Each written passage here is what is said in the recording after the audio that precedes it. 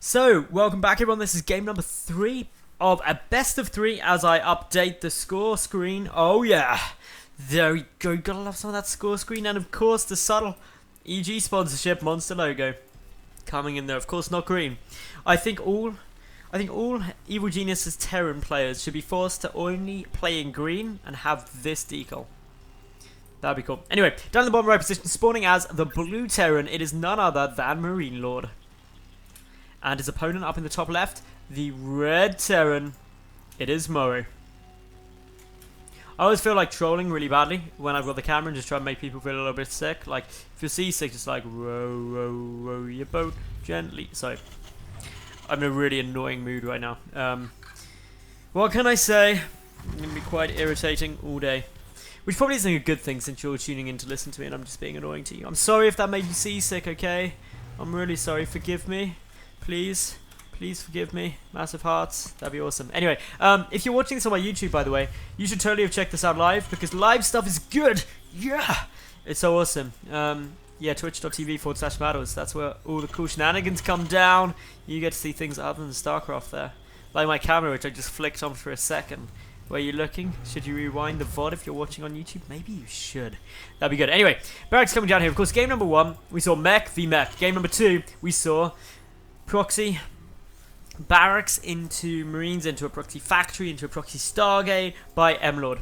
And, yeah, well, Morrow, he didn't fare too well against that. He did get a Reaper in his opponent's base, but that was it. Both players with the gases down. The gas is a bit later, though, for Morrow, so he probably ain't going to be going for those Reapers. But I'm guessing it's going to be Reapers out of MarineLorD. This is the quicker way to get out. You can go bouncy, bouncy, and it'll be on its nice little path down there.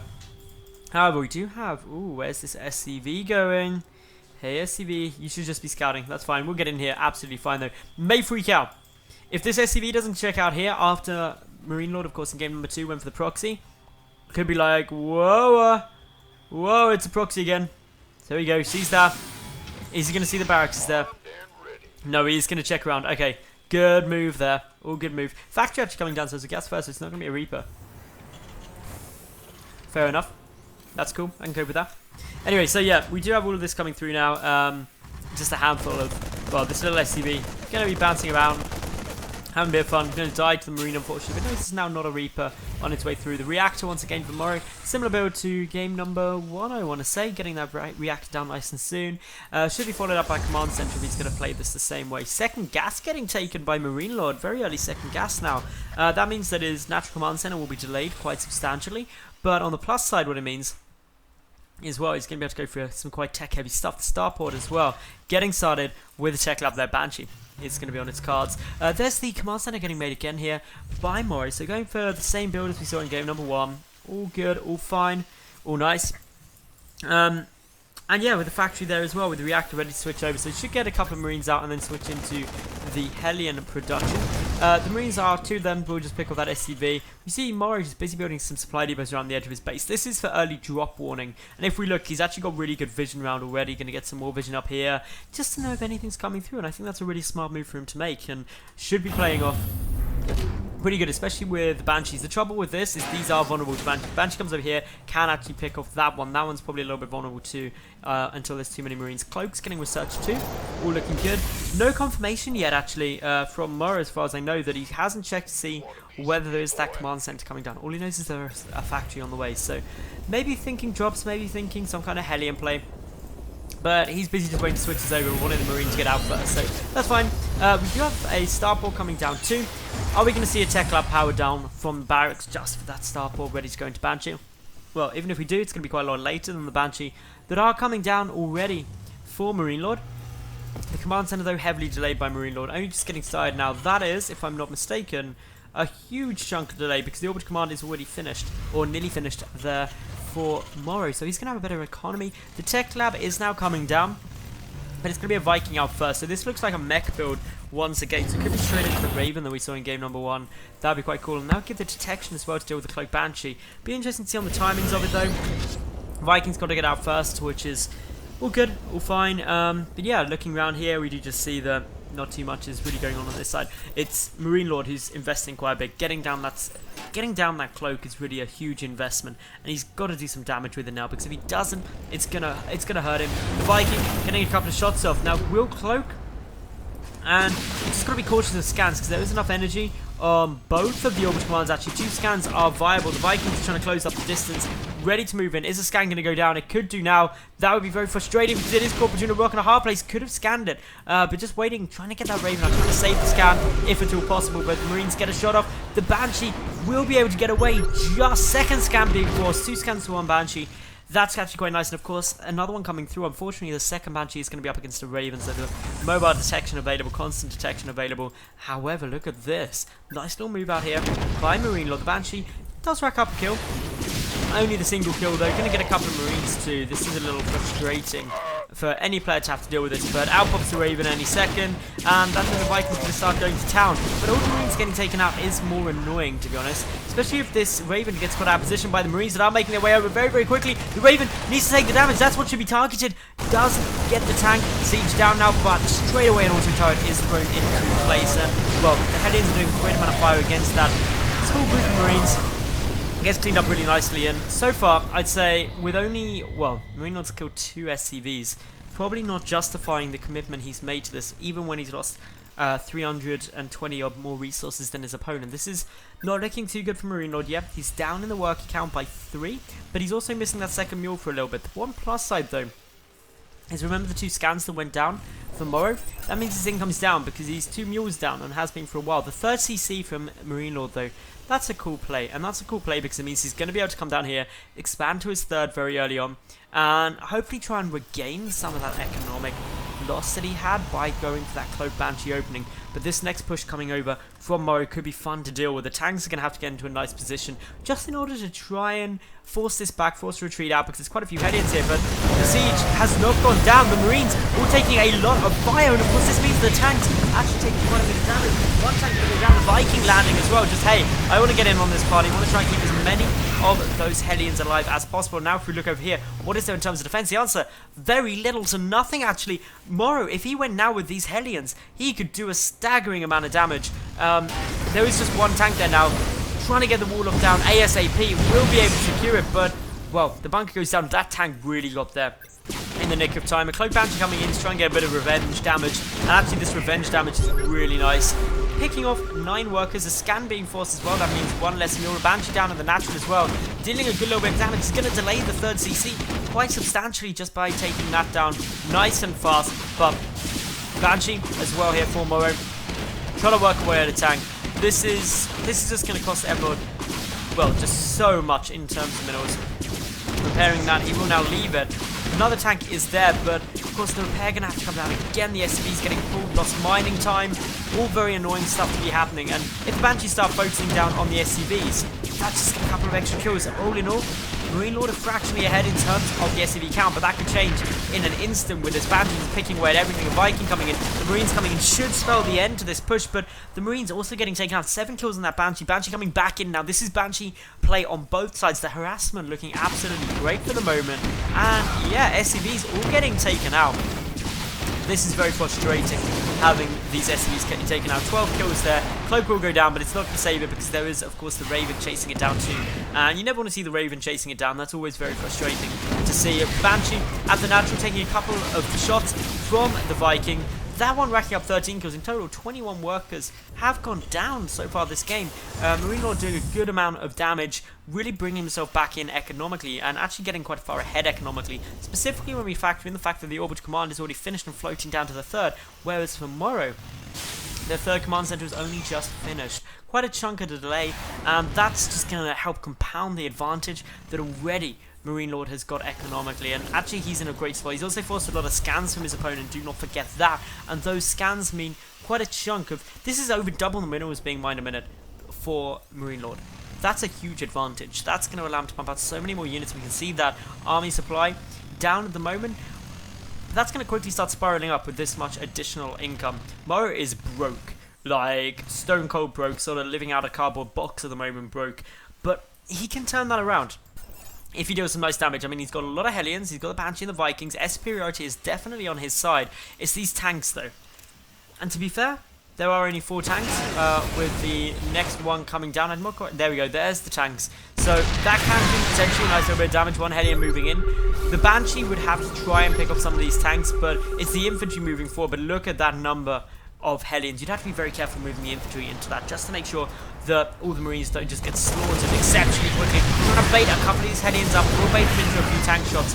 Great control from MarineLorD at the moment, and does manage to get the Raven very nicely done. PDD, I think, did go down first, but in come all of the Hellions. The tanks are taking some damage, but the tank line is relatively long. There's just not too many tanks in total. Still a good damage being achieved. The Marines trying to pick off the Banshee as quickly as possible. The Banshee attempting to fall back. Point defense drone able to stop some of that Marauder damage, but all in all, I'd say, well, to be honest, I think that push actually didn't go too well for Morrow because he didn't do any economic damage, and that's the hard point for him. While the resources lost are very equal throughout the game as a whole, because of the additional workers that are there, and of course the third base already being in place now for MarineLorD, his economy is skyrocketing. So getting an equal trade favors MarineLorD because of the fact that he has got more money to rebuild, and that's going to be the real substantial thing moving forward. We've also got double upgrades, double engineering bay upgrades coming down here for the infantry for MarineLorD. He's got the option to drop heavily, but I don't think he's going to be able to drop into the main at least, because there's so many missile turrets, and as well the sensor tower there. That's just some good placement. And Morrow just clearly saying, I don't want to deal with drops because I've got mech and I'm very immobile. Blue Flame Hellions now coming in. This could be some nice damage. Not going to lie here. You've got to get into a nice spot though. With the bunker down, could be a little bit more difficult, but we do see MarineLorD moving in towards the third base. 2 tanks, 3 tanks probably in range of that straight away. Going to try and push through. Going to do some nice damage actually. Stim will be able to pick that up, and that means tanks will have to reposition if this push continued. But no, we do just see the MarineLorD falling back. Going to play it safe. Going to make sure nothing too bad happens as of yet, because if that does go down, it could run into a little bit of a problem. If these medevacs were able to get into the third base. Sensor towers coming down as well everywhere. I like the use of sensor towers in TvT specifically, because when you're playing mech against a very mobile bio tank composition that we're seeing from MarineLorD, you've got to know where those drops are coming, because you've got to be able to pre-anticipate moving your siege tank line in order to stop any attacks that could be coming through. Very important things indeed. So here we go now, with just the infantry sneaking up towards these watchtowers, just taking the map control, and generally speaking you will see the map control held by the player going bio tank against mech, because the mech player, as I've mentioned, immobile, it's difficult to keep the map dominance. It's a very defensive play style when you do get, unless both players are doing mech, it's very defensive. You want to sit back, you want to macro up, get a large army, because that's where you win the head up trades. You don't want to be playing the kind of guerrilla warfare tactic and just poking here, there and everywhere.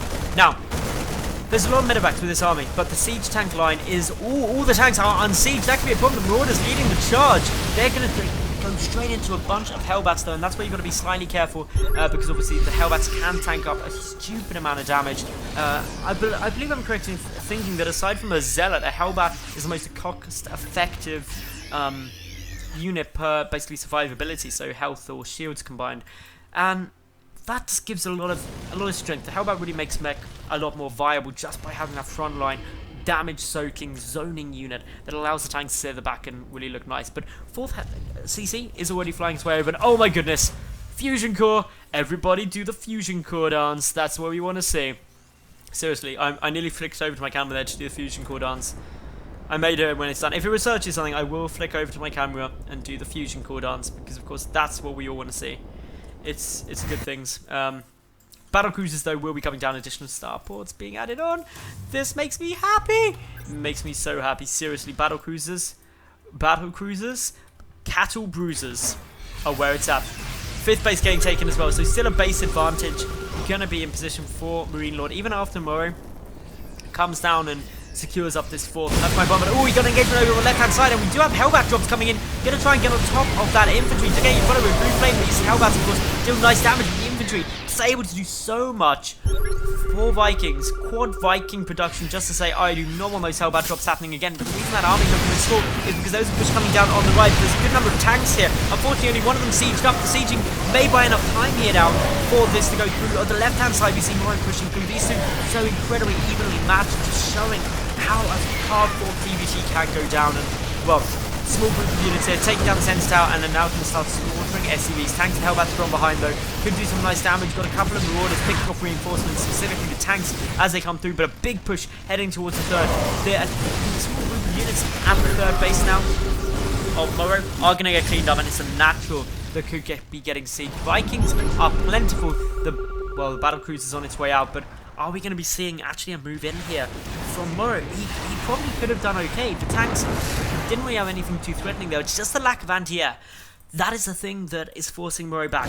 But he is still going for some nice plays with those Hellbat drops. In terms of total workers killed, we can see 36 compared to 14. So MarineLorD has done more economic damage, but regardless, MarineLorD is only a fraction ahead in terms of the total worker count. This Hellbat racking up a couple more kills is always very frustrating.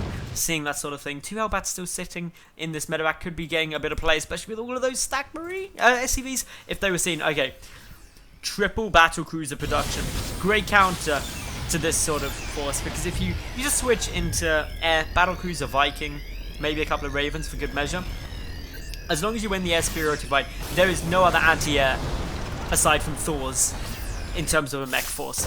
Just a really smart bit of play here out of MarineLorD. And yeah, plus we get battle cruisers. That makes us very, very happy. By us, I mean me. I don't have schizophrenia. I don't consider myself more than one person.